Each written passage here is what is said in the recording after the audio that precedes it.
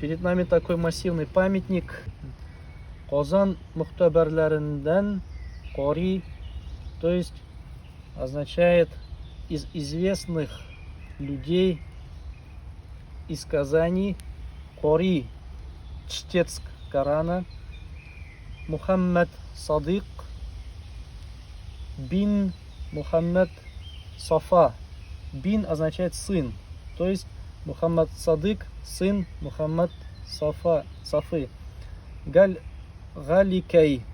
Здесь уже его фамилия Галикей. Ну и еще говорят Галикеев.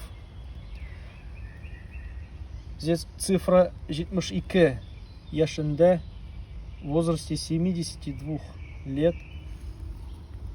1337 сәне, то есть 1337 год.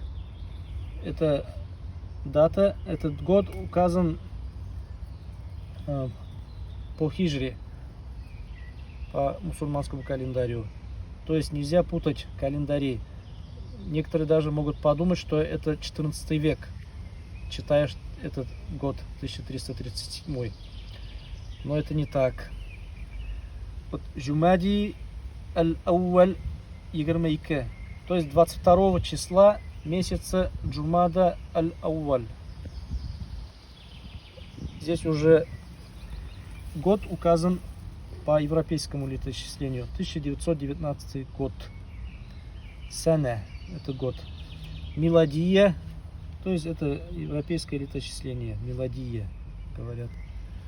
Далее идет февраль 24 февраля Матфун был похоронен.